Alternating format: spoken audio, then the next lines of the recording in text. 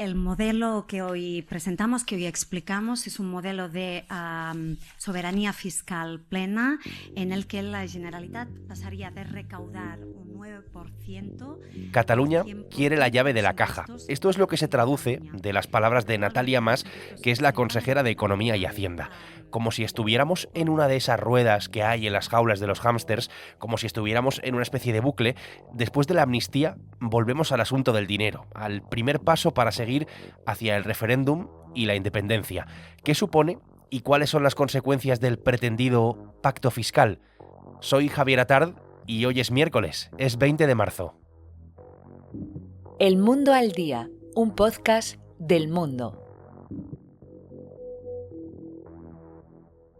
La exigencia de la Generalitat a ya menos de 2 meses para las elecciones autonómicas y con la ley de amnistía, recordemos, en capilla, está bastante clara. Pasa por recaudar el 100%, la totalidad de los impuestos que se generen en Cataluña. Aquí hay varias claves importantes que analizar. Tengo bastantes preguntas. Lo voy a hacer de momento con Víctor Mondelo, que es redactor de El Mundo en Cataluña. Hola, Víctor. Hola, Javier, ¿qué tal? ¿Cómo estás? Y con Carlos Segovia, que es subdirector y corresponsal económico de este periódico. Carlos, ¿qué tal? Hola. Víctor, empiezo contigo. Después de las palabras de la consellera y de las intenciones que ya vamos viendo un poco de la Generalitat, su gobierno, su govern, que está en manos de Esquerra, recordemos que es socia del gobierno de España, ¿cómo podemos resumir en pocas palabras lo que pide exactamente? Bueno, lo que pide la Generalitat, y lo define claramente, es una soberanía fiscal plena, es decir, un concierto económico a la vasca que le permita recaudar el 100% de los impuestos generados en Cataluña. Eso le permitiría tener la llave de la caja, estima, de 52.000 millones de euros al año, que es el doble de lo que recauda actualmente con la financiación autonómica vigente. Actualmente recauda unos 25.000 millones y pasaría, como digo, a recaudar unos 52.000. Entre los impuestos que recaudaría, pues serían las grandes figuras tributarias, todo el IVA, el IRPF, el impuesto sobre sociedades, y además dice, plena capacidad normativa para regular estos tributos. Hay un detalle que creo que es bastante importante que nos detengamos sobre él. Decías, Víctor, que quieren un concierto a la vasca. Recordemos, en este caso, que esto es algo que está regulado en nuestra Constitución, en la Constitución del 78, que tiene que ver básicamente con que el País Vasco recauda sus propios impuestos. Claro, cuando decimos que quieren un concierto a la vasca, Carlos, aunque nos lo podamos imaginar, ¿a qué nos estamos refiriendo exactamente? Pues explicándolo rápidamente, el Estado no recauda ni un impuesto en mi territorio, los recaudo yo y luego le pago algo al Estado por las competencias no transferidas, pues por ejemplo la defensa o la política exterior. ¿Qué sucede? Que el concierto vasco claramente se ha demostrado que es un privilegio y que reduce mucho la solidaridad. Y en los planes de Cataluña, ¿cómo se complementa esto que dices? ¿Cómo complementa la Generalitat esto? Dice, bueno, pues además de lo que hacen los vascos, yo estoy dispuesto a dar una propina, que sería contribuir a un fondo nuevo de reequilibrio para financiar a comunidades menos prósperas. ¿Pero con cuánto? Pues la cifra no la dice, y lo que sí deja claro es que se fijaría en un acuerdo Generalitat-Estado. Y ya hemos visto que cuando los partidos que están al frente de la Generalitat son decisivos para la gobernabilidad del Estado, pues el poder que tienen de decidir cuánto aportan o no a los demás, pues sería enorme, ¿no?, si prospera esta propuesta. Un cambio como este, ¿qué es lo que puede suponer? Porque hay que dejar claro que nos afecta a todos, que afecta a todas las comunidades. De primeras, entiendo que puede suponer un destrozo para ese régimen común de financiación de las comunidades autónomas. Pues la palabra es esa, un destrozo al régimen común. Recordemos que en España tienen un régimen foral 2 comunidades, País Vasco, Navarra, y luego las demás están en el sistema de financiación de régimen común, que componen 15 comunidades autónomas, de las cuales la gran mayoría no recaudarían suficiente ellas mismas para pagarse sus propios servicios. Por eso es tan importante la solidaridad de los contribuyentes netos. ¿Cuáles son esos contribuyentes? Pues básicamente Madrid y Cataluña. Si Cataluña se sale del sistema común, que es lo que pretende la Generalitat, dejaría a la Comunidad de Madrid como la única para sostener el sistema junto al Estado. Por tanto, destroza el régimen común.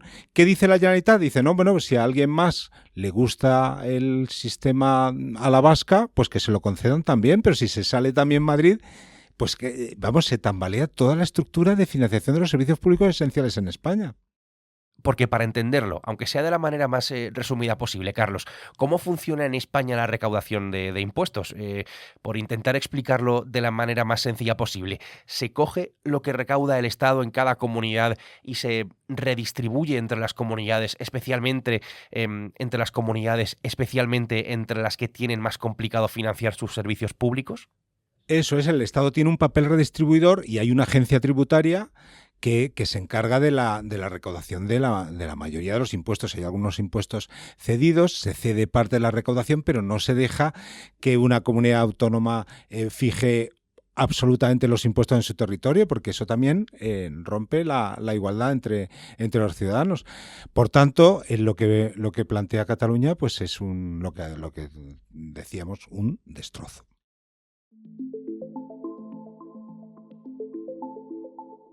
He decidit convocar eleccions al Parlament de Catalunya per al proper 12 de maig, amb l'objectiu que Catalunya es pugui dotar d'un govern.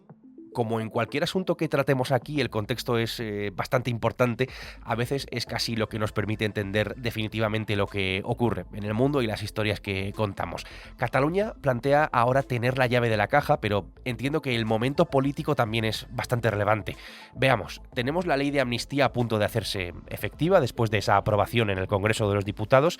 Estamos en precampaña, a menos de 2 meses para las elecciones catalanas que, como hemos contado aquí, se han adelantado al 12 de mayo. ¿Todo esto afecta, Víctor? Aunque tampoco es una sorpresa, entiendo.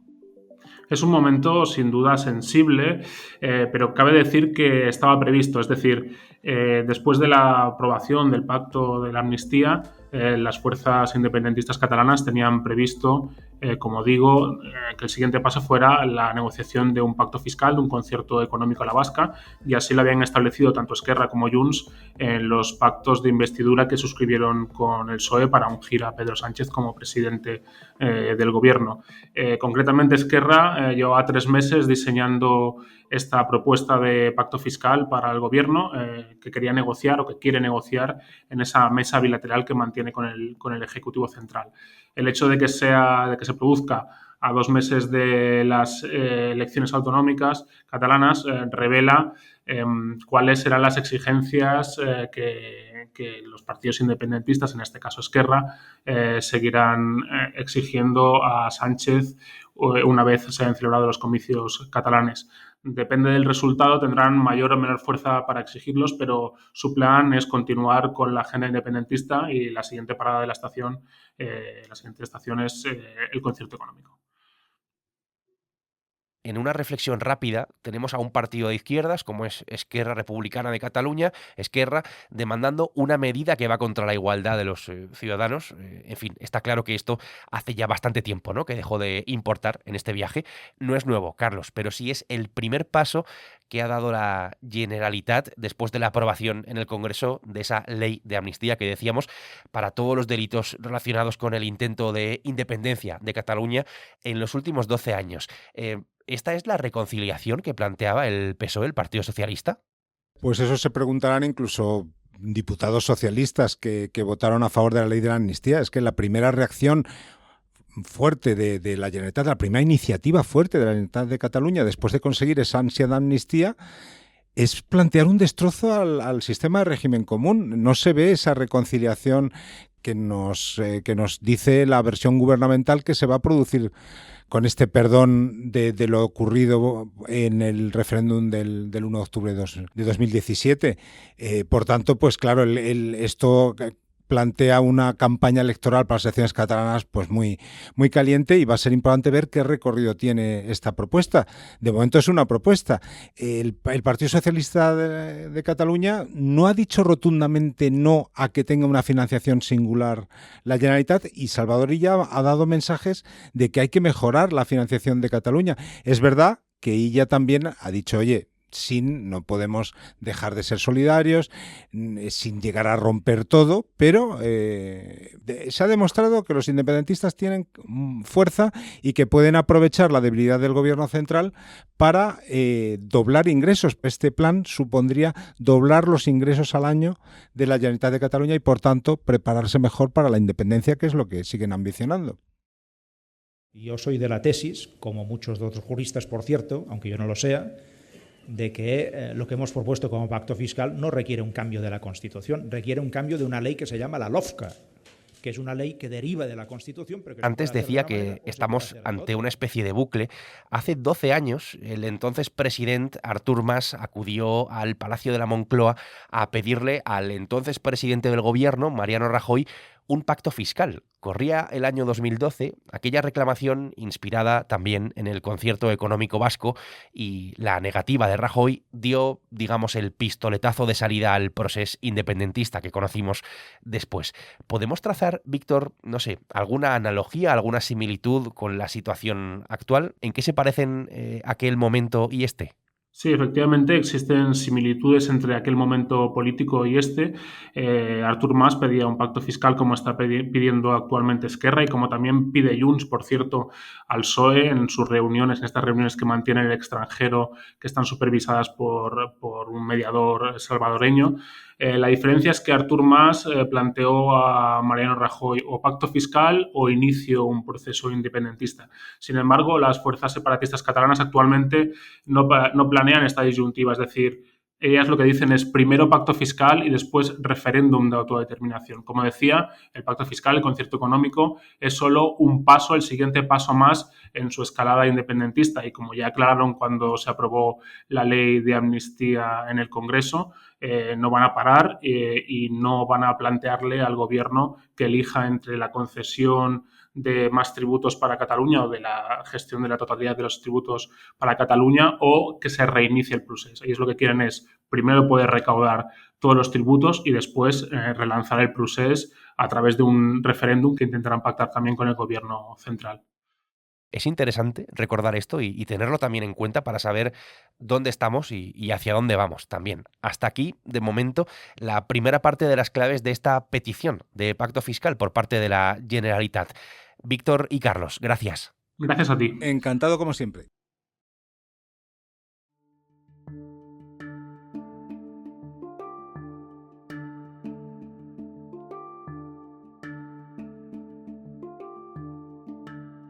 Hola, Daniel. Hola, Javier, ¿qué tal? Daniel Viaña es periodista de la sección de Economía del Mundo, es experto en fiscalidad.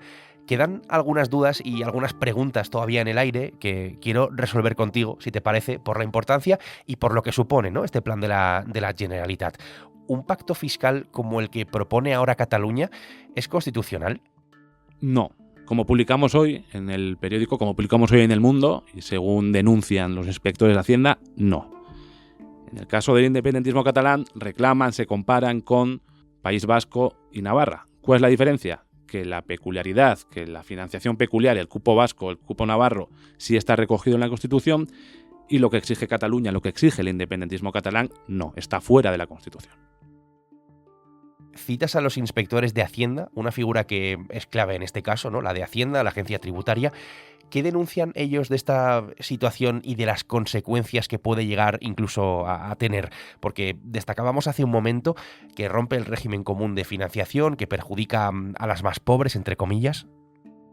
Pues, por ejemplo, dicen que si se le da a Cataluña la capacidad de recaudar sus propios impuestos, se rompe la caja única de la recaudación. Algo similar a lo que se dice con las pensiones, que si le ceden las pensiones al País Vasco se rompería la caja única de la Seguridad Social. Pues ellos lo que dicen es que ocurriría lo mismo en términos de recaudación. Y eso, añaden, ¿en qué repercutiría? Por ejemplo, sería más difícil la lucha contra el fraude.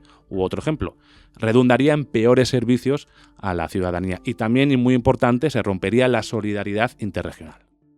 Para entenderlo un poco mejor, cuando un ente, en fin, en este caso la Generalitat, ¿no?, el gobierno de una comunidad autónoma, quiere controlar todos los impuestos que se recaudan en su territorio, en el territorio en el que gobiernan, ¿qué está buscando? ¿Qué esconde esa pretensión? Claramente lo que hay es la capacidad de tener acceso a mayores recursos. pero también los inspectores de Hacienda y su presidenta hace una advertencia, hace un resumen.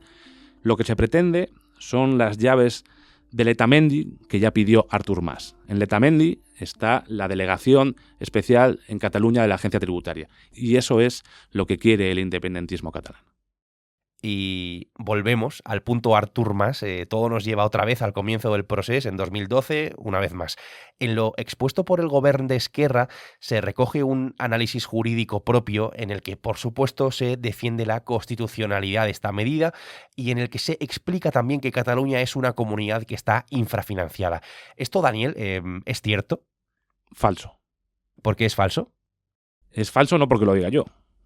Es falso porque lo dice, por ejemplo, el mayor experto en financiación autonómica de España, que es Ángel de la Fuente, que también es el director de FEDEA, y que durante años, todos los veranos, hace los cálculos de cuáles son las comunidades que mejor y peor están financiadas, y Cataluña, de manera reiterada, sale en la media o incluso un poquito por encima, muy al nivel de Madrid, y muy por encima de comunidades históricamente infrafinanciadas, como pueden ser la Comunidad Valenciana, como puede ser Castilla-La Mancha. Hay algo que tiene que ver con esto, que son eso que se llaman balanzas fiscales. Una balanza fiscal, para que nos entendamos, es la diferencia entre los ingresos y los gastos públicos en una comunidad autónoma. En este caso, la diferencia entre la inversión del gobierno, en fin, eso, en una comunidad, y lo que esa comunidad aporta al Estado vía impuestos. Bien, en virtud del acuerdo entre el gobierno del PSOE y Sumar y Junts, que es el partido del fugado Carles Puigdemont, el Ministerio de Hacienda ha publicado los datos brutos de las balanzas fiscales. Este es un asunto un tanto polémico, controvertido, porque aquí cada uno las calcula pues como quiere, ¿no? No hay un criterio exacto y común para calcular las balanzas fiscales. Daniel, llegamos hasta aquí porque el gobierno ha abierto esa puerta, ha abierto la puerta a algo como esto. No sé si llegamos hasta aquí por eso, pero sin duda el hecho de que el gobierno haya accedido a publicar los datos brutos para calcular las balanzas fiscales no hace más que alimentar el relato independentista. ¿Por qué? Porque ahora el independentismo lo que va a poder hacer es utilizar los datos de las brutos, insistimos, de las balanzas fiscales para calcular su propia balanza fiscal. No va a ser Hacienda quien diga los datos son estos y los resultados son estos. No, Hacienda lo que ha dicho es: comunidades, tomen ustedes los datos brutos y calculen las balanzas fiscales como ustedes consideren. Es importante que no hay una única metodología, de hecho no hay una metodología aceptada de cómo calcular las balanzas fiscales. Entonces, ¿qué va a ocurrir? Que con esos mismos datos brutos, Cataluña puede asegurar y puede constatar que sufre una infrafinanciación, y también Madrid, y también Galicia, y también Castilla y León, y también Castilla-La Mancha. Entonces, el hecho de que Hacienda haya querido desmarcarse de esos cálculos va a provocar, y sin duda está provocando y está alimentando ese discurso catalán de estamos infrafinanciados, queremos tener más recursos y queremos quedarnos con lo que recaudamos. Esto es lo que hay detrás de esta petición del pacto fiscal, como vemos en ese bucle eterno, ¿no?, del independentismo.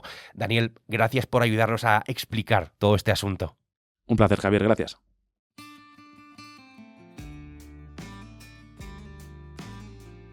El Mundo al Día es un podcast que puedes escuchar en elmundo.es, en la web del Mundo, y también puedes hacerlo a través de las principales plataformas de audio en las que, además, tienes la opción de suscribirte.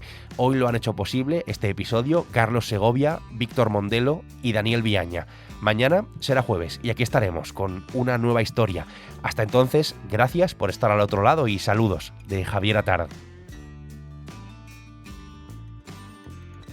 Has escuchado El Mundo al Día, un podcast del Mundo.